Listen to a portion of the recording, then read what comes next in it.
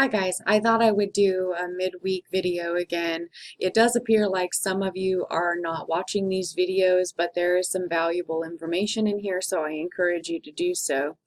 If you go to your course content link in Module 1, we scroll down to the new week, and I wanted to talk a little bit about the critical approach journals. I think some of us are missing some of the points on there. Remember, there was a PowerPoint for you to watch and possibly take notes on, and then there's chapter 34 in the book that is designed to help you know what to do on those journals.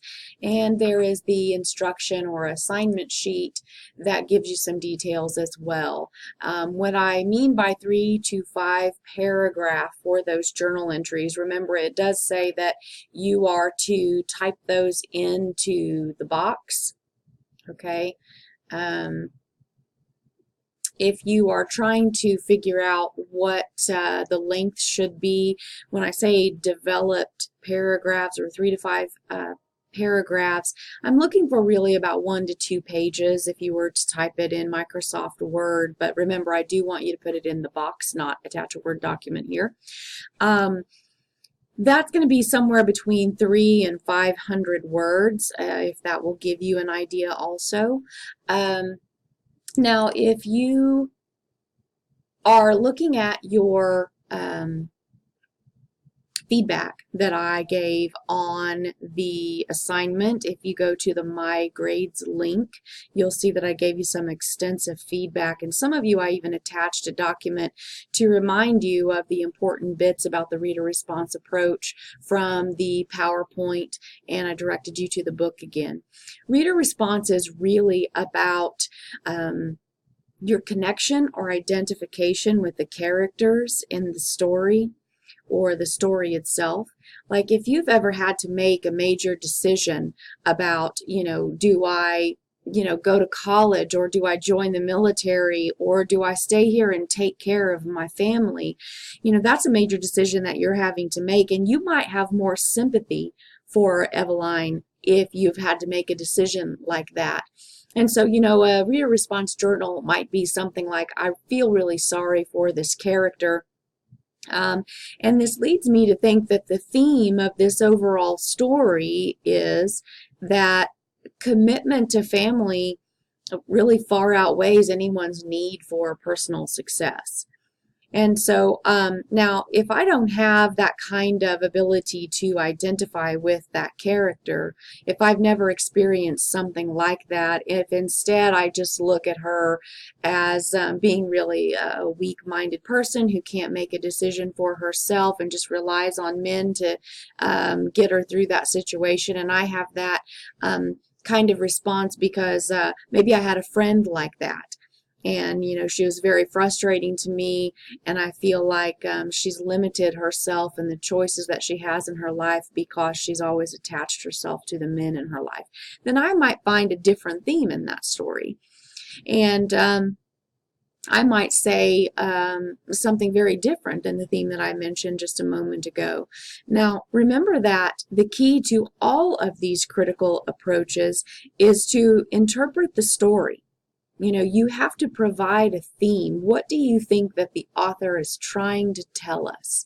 And that's one of the most important things about these critical approaches, is that we use our different approach. We see the story from a different perspective based upon the approach that we use, and that helps us to arrive at sometimes a different theme altogether. So I'm hoping that the video this week on finding theme will help give you some ideas about how to arrive at a theme. And someone has asked me about Dead Men's Path. That is in your book. You can find the page numbers for these stories by viewing the index in the back of the book.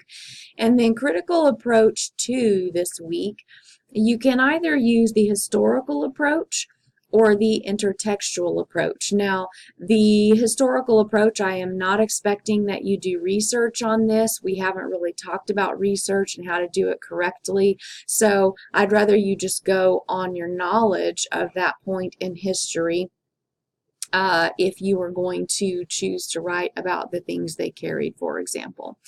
Now, the intertextual approach was on the opportunity list for last week as well, and some people call that a text-to-text approach, which simply means that you are comparing two aspects of literature that are similar in nature.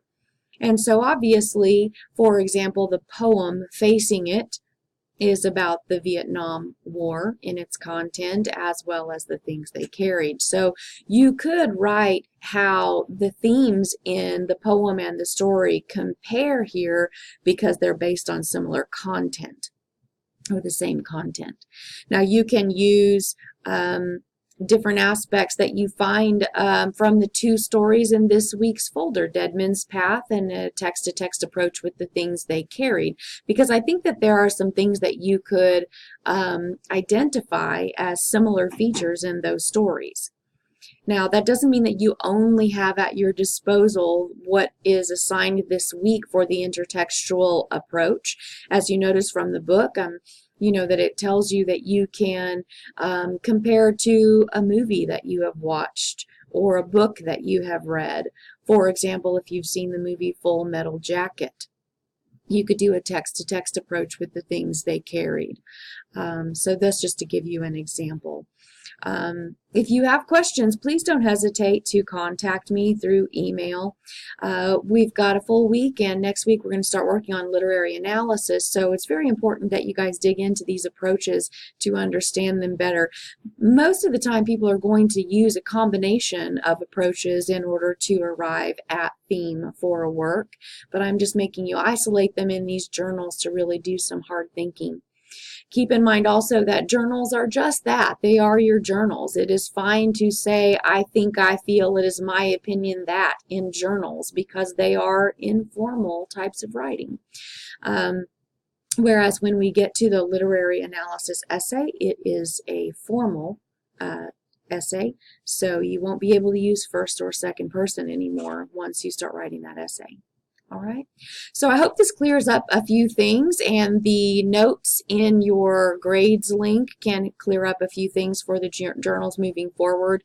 Again, contact me if you have questions, and good luck.